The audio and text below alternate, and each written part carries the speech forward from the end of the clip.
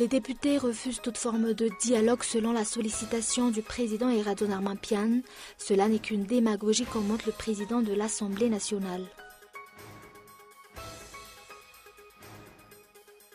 La cérémonie du 55e anniversaire de l'indépendance sera un conduisant si jamais la décision de la HCC maintient la déchéance du président de la République. Les foires, les cultes religieuses, des expositions sur l'indépendance, ce sont parmi les activités festives du 19 au 26 juin prochain. Le système informatique fédéral américain a à nouveau piraté les données personnelles d'environ 4 millions d'employés anciens et actuels. Selon le Washington Post, des Chinois seraient derrière cette opération.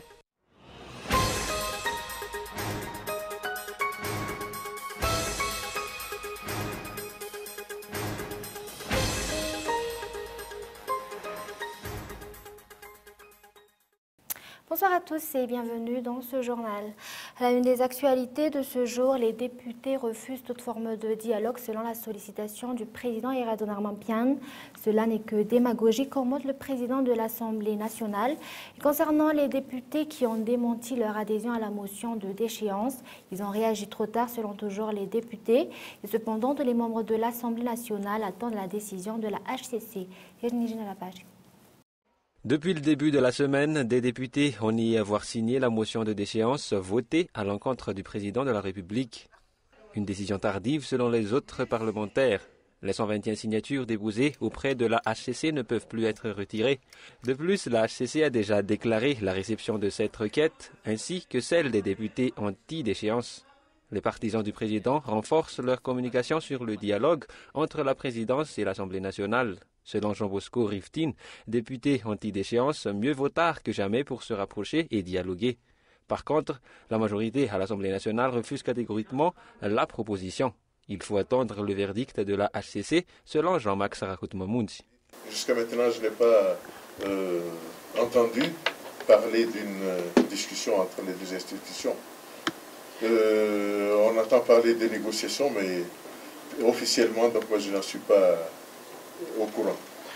La question se pose, dans quel but le président Eradon Armampian tente à rencontrer les députés, vu que l'affaire est déjà en cours selon la HCC. Et jouant la carte de la transparence, la HCC a sorti un communiqué aujourd'hui dans lequel elle affirme qu'elle est à pied d'œuvre pour étudier la requête en déchéance déposée par les députés le 28 mai dernier. La HCC a déjà informé le président de la République sur l'existence de la requête.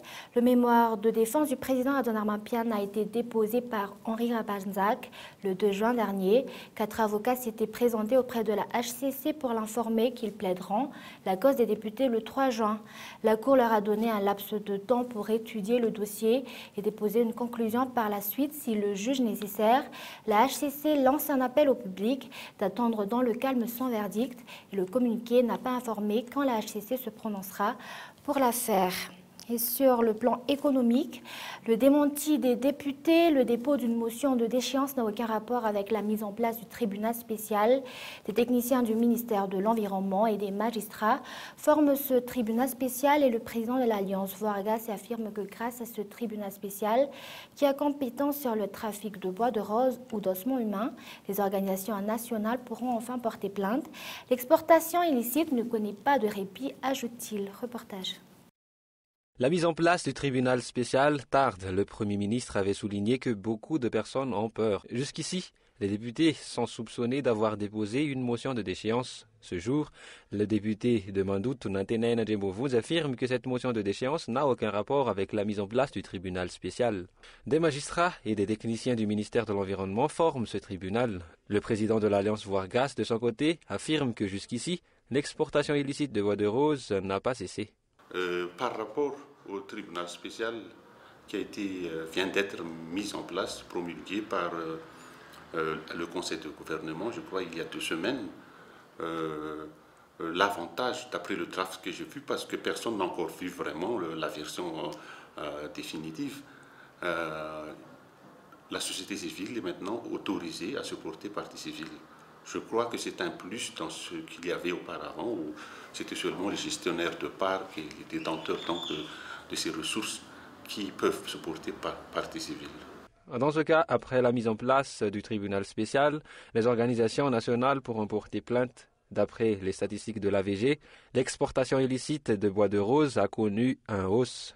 Si, entre 2009 et 2012, on a enregistré 106 000 rondins exportés illicitement, ce nombre a augmenté à 200 000 rondins entre 2012 et 2014.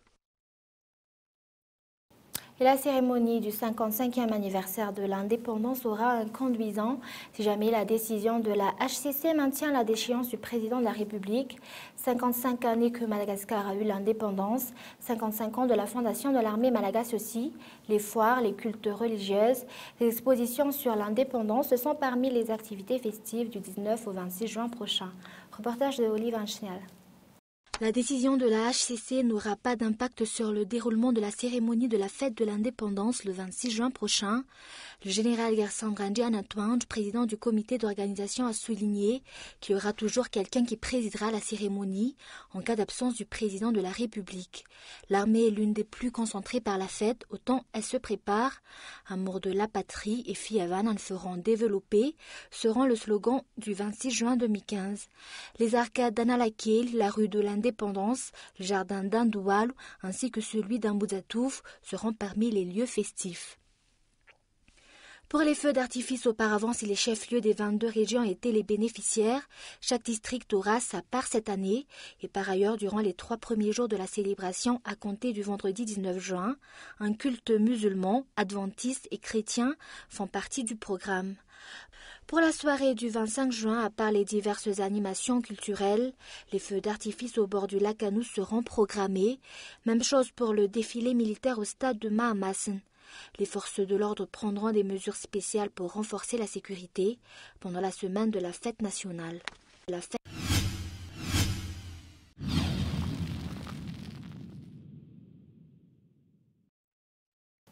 Et le nombre officiel de la population malgache sera connu dans 2 ans. La crise politique du pays en 2009 a empêché le financement du recensement qui aurait dû être mené en 2008. La première réunion du comité technique de recensement commence ce jour. Il va travailler les 2 prochaines années pour sortir les statistiques sur la population malgache. Lili Rabiat. 1,5 $ par personne, soit 22 millions de dollars, et presque pour toute la population malgache, tel est le budget nécessaire pour effectuer le recensement à travers tout Madagascar. Le nombre des malgaches est estimé à 24 millions actuellement, contre 12 millions en 1993. 60% de cette population aurait moins de 25 ans. Le recensement général doit être effectué tous les 10 ans. Toutefois, faute de moyens, l'État n'a pas pu le réaliser ces 22 dernières années. Les fonds ne sont pas encore réunis actuellement. Les travaux de recensement commencent ce jour avec une réunion du comité technique en attendant le financement des bailleurs. Nous avons estimé que l'opération qui commencera par cette procédure administrative peut durer à 1 an et demi ou 2 ans au plus tard. Mais quoi qu'il en soit, nous avons également à supporter un coût qui avoisine $1,50 par personne recensée. Et si nous estimons que nous sommes maintenant à 22 millions, il fallait multiplier ces 22 millions par 1,23 qui va donc représenter le coût de recensement. Mais cela dépend également du choix politique qu'on va en faire. Est-ce qu'on va s'en tenir à nos moyens traditionnels, sites locaillés pour le recensement, ou est-ce qu'on va opter pour une avancée technologique qui sont la plus appropriée en utilisant des tablettes, et dans lequel cas l'opération va coûter plus cher.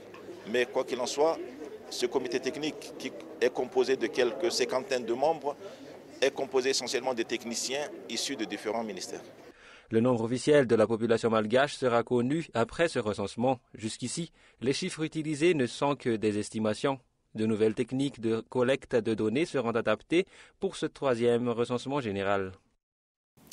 Échauffourés dans le campus d'Akat ce jour, les étudiants ont brûlé des pneus et barricadé la route. La circulation entre Ankatsu et Ambuipu a été suspendue pendant près de 3 heures.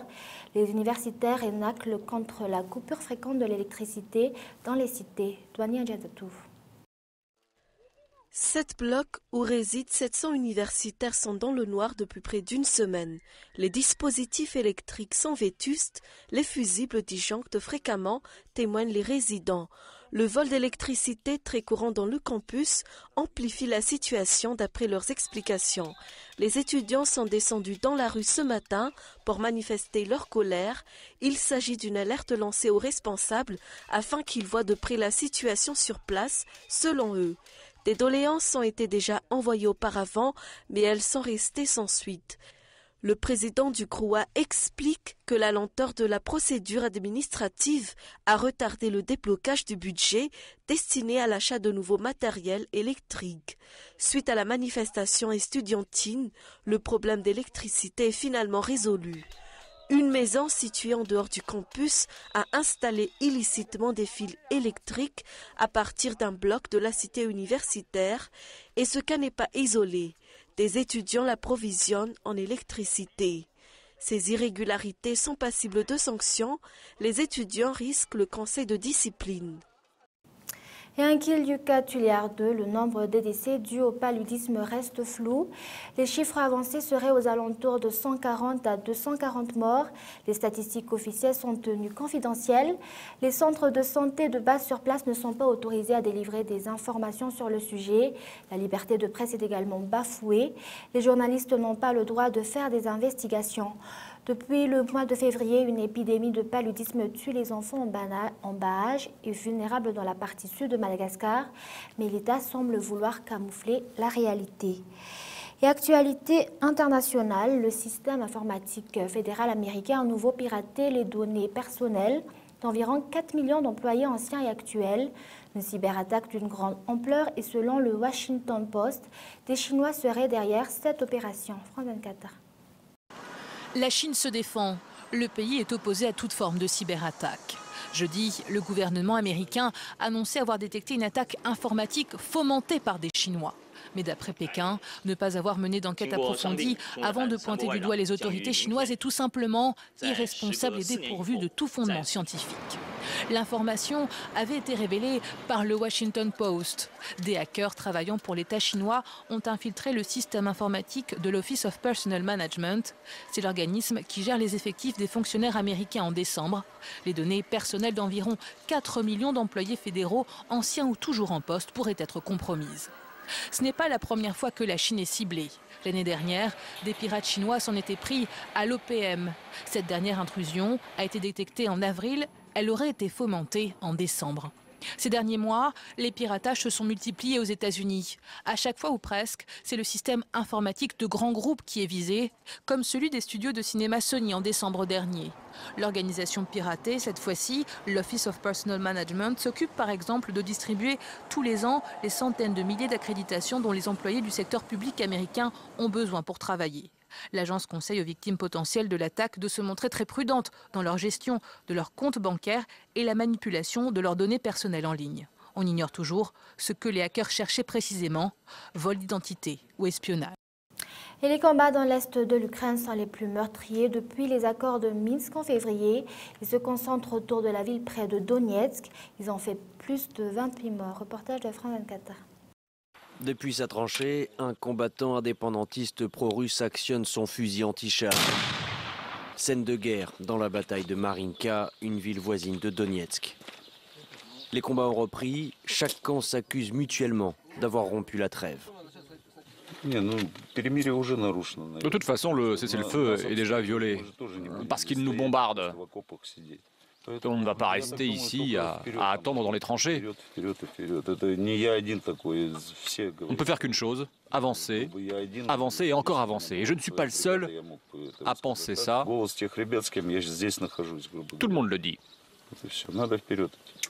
Marinka se situe du côté ukrainien de la ligne de démarcation. Les combats qui s'y déroulent sont les plus violents depuis la reprise de Debaltseve par les rebelles. Le long de la route de Marinka, des soldats ukrainiens récupèrent. D'après eux, les rebelles ont attaqué les premiers. Une opinion partagée par l'OSCE qui a rapporté des mouvements d'un grand nombre d'armes lourdes dans les territoires contrôlés par la République populaire de Donetsk. Si j'ai bien compris, les séparatistes ont concentré leurs troupes et ont tenté de trouver des points faibles dans notre défense. Aujourd'hui, ils ont frappé à Marinka. Après, ils vont attaquer Avdiivka. Mais ils n'ont pas de force suffisante pour organiser une offensive d'envergure, comme c'était le cas des Debaltseve. La situation sur le front est maintenant différente. Quel que soit le camp qui a tenté de frapper en premier, il apparaît que les forces ukrainiennes résistent à Marinka et que ce sont les rebelles qui enregistrent les plus lourdes pertes. Et un rappel des grands points développés dans ce journal. La HCC a sorti un communiqué aujourd'hui dans lequel elle affirme qu'elle est à pied d'œuvre pour étudier la requête en déchéance déposée par les députés le 28 mai dernier. Les 55 années que Madagascar a eu l'indépendance, 55 ans de la fondation de l'armée malagasy aussi, les foires, les cultes religieux, des expositions sur l'indépendance, ce sont parmi les activités festives du 19 au 26 juin prochain. Et enfin, le système informatique fédéral américain a à nouveau piraté les données personnelles d'environ 4 millions d'employés anciens et actuels. Et selon le Washington Post, des Chinois seraient derrière cette opération. C'est la fin de ce journal. Merci de l'avoir suivi. Je vous donne rendez-vous demain à la même heure. Au revoir.